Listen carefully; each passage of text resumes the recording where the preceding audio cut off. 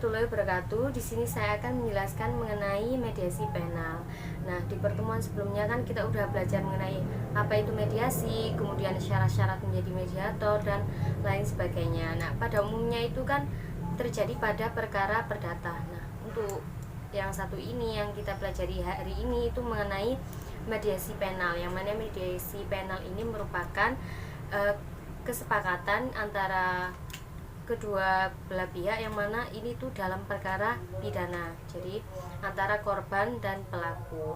Jadi dilakukan kesepakatan, nanti kalau udah dapat kesepakatan ya sudah, itu udah melalui mediasi tersebut. Kalau misalnya nggak didapat kesepakatan, baru nanti dilanjutkan kepada proses hukum yang selanjutnya ya. Nah, biasanya itu yang sering terjadi, yang kita tahu itu kayak di Indonesia itu biasanya kayak kecelakaan-kecelakaan. Nah, itu biasanya itu mereka udah melakukan mediasi sendiri, jadi kebanyakan nggak dibawa ke ranah hukum, jadi udah dilakukan mediasi antara pelaku sama korban.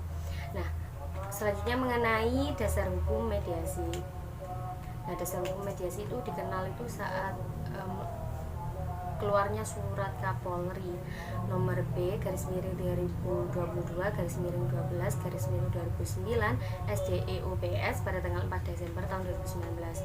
Di situ itu mengenai penyelesaian kasus melalui alternatif dispute resolution. Jadi itu menekankan pada perkara pidana yang penyelesaiannya itu melalui kesepakatan antara kedua belah pihak, yakni korban dan pelaku. Jadi nanti itu melakukan perundingan, baru kalau belum bisa didapat kesepakatan dilanjutkan pada prosedur hukum yang berlaku. Kemudian tercantum pula dalam rancangan Kitab Undang-Undang Hukum Acara Pidana pada pasal 111. Di situ tuh menjelaskan bahwa penyidik itu dapat melakukan penghentian penyidikan karena beberapa hal, karena mungkin tindak pidananya itu, perkaranya itu tidak cukup bukti, terus kemudian ternyata itu bukan merupakan tindak pidana, terus kemudian batal karena hukum. Nah, untuk penghentian penyidikan itu juga dapat dikarenakan atau atas dasar putusan hakim pra-peradilan atas permintaan korban atau pelapor, terus juga atau karena sudah diselesaikan melalui mediasi antara korban atau pelapor dengan tersangka.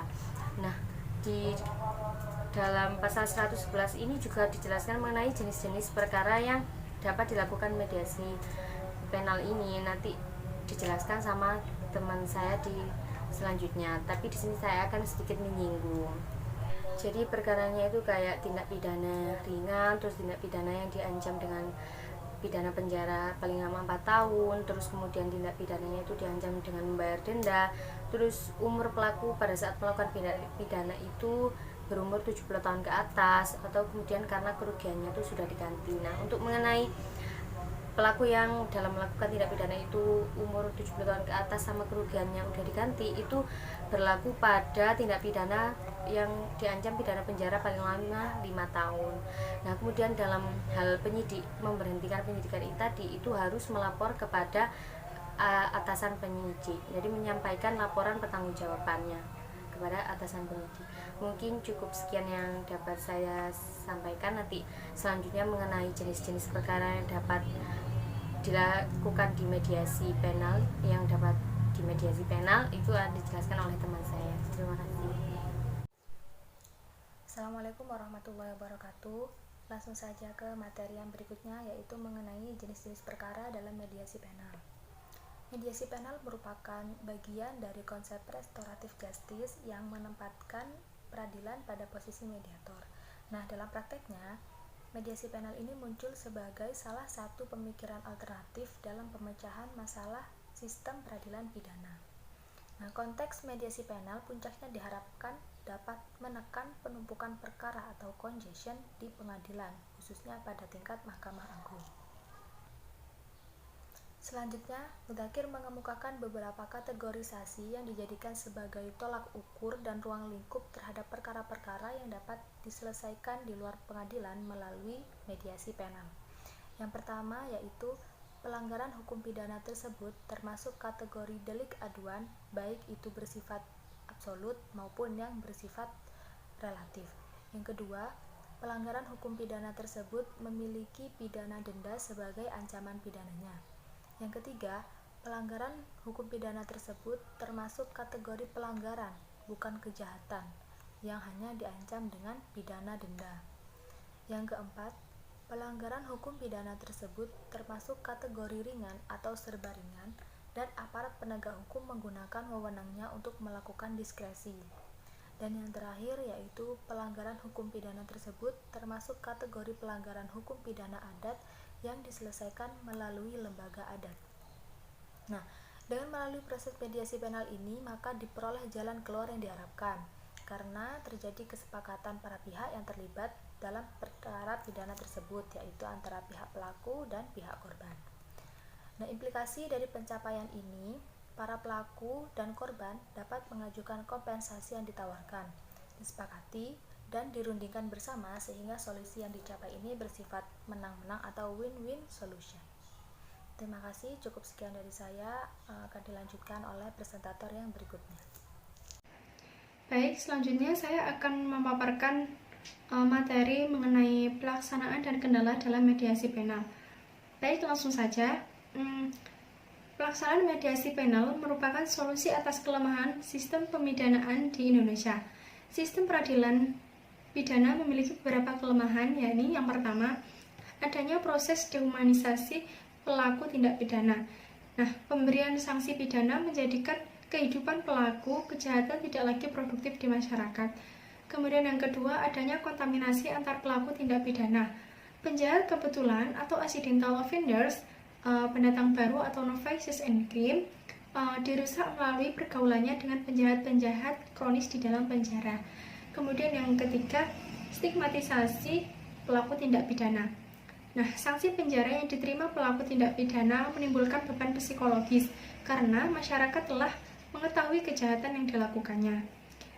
Nah, mediasi penal dilaksanakan berdasarkan paradigma restoratif justice.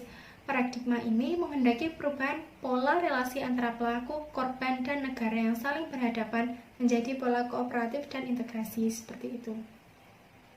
Kemudian paradigma ini juga memposisikan pelaku, korban, dan masyarakat sebagai stakeholders yang bekerja sama dengan langsung berusaha menemukan penyelesaian yang dipandang adil bagi semua pihak atau win-win solution. Tujuan paradigma restoratif justice ini yakni untuk memperbaiki atau memulihkan perbuatan kriminal yang dilakukan oleh para pelaku kejahatan dengan tindakan yang bermanfaat bagi pelaku, korban, dan lingkungannya yang melibatkan mereka secara langsung dalam penyelesaian masalah tersebut. Seperti itu. Kemudian pelaksanaan mediasi penal juga lebih menekankan adanya dialog, negosiasi, musyawarah, sehingga melahirkan kesepakatan yang dapat diterima oleh para pihak. Nah, pelaksanaan mediasi penal dalam perkara pidana ini memiliki beberapa tujuan, yakni yang pertama, mengurangi terjadinya penumpukan perkara pada lembaga peradilan. Kemudian yang kedua, lebih mengedepankan sifat desentralisasi, yaitu dengan melibatkan pihak-pihak yang berperkara untuk dipertemukan secara langsung dan dengan menjamin pemberdayaan para pihak dalam menyelesaikan perkara. Kemudian yang ketiga, adanya perhitungan mengenai kepentingan dan posisi korban. Kemudian yang keempat, biaya penyelesaian perkara relatif murah dengan proses penyelesaian yang relatif cepat. Kemudian yang kelima, bersifat tertutup dan rahasia. Kemudian yang keenam, meminimalisir adanya permainan kotor oleh mafia hukum yang menjadikan biaya menjadi semakin mahal dan lamanya proses penyelesaian perkara pidana di lembaga peradilan. Seperti itu. Nah, proses mediasi penal harus melibatkan lembaga hukum yang terkait dengan peradilan pidana seperti kepolisian, kejaksaan, maupun institusi peradilan. Seperti itu. Kemudian yang selanjutnya, kendala dalam pelaksanaan mediasi penal. Jadi, kebijakan mediasi penal sebagai alternatif penyelesaian perkara pidana ada beberapa kendala dalam pelaksanaannya, yaitu yang pertama, belum adanya lembaga yang menaungi mediasi penal baik di kalangan penegak hukum maupun di masyarakat. Kemudian yang kedua, pada sistem peradilan pidana yang dalam proses penyidikannya, apabila dalam penyidikan telah dilakukan penahanan terhadap tersangka, mengajukan perkara tersebut untuk lanjut sesuai litigasi yang kemudian berproses pada persidangan. Kemudian yang ketiga, dampak atau kerugian atas kekerasan dalam rumah tangga menimbulkan luka berat pada korban sehingga tidak bisa lagi dimaafkan. Kemudian yang keempat, bagi korban KDRT, khususnya perempuan, terkadang tidak mau untuk dilakukan proses mediasi dikarenakan sebelumnya sudah memiliki pria idaman. Terus, kemudian yang kelima, kurangnya rasa percaya masyarakat pada aparat penegak hukum yang bertugas sebagai mediator dalam perkara pidana, sehingga masyarakat memiliki anggapan negatif yang melahirkan kecurigaan yang tidak beralasan, seperti itu. Kurang lebih seperti itu pemaparan dari kelompok kami. Kurang lebihnya mohon maaf. Assalamualaikum warahmatullahi wabarakatuh.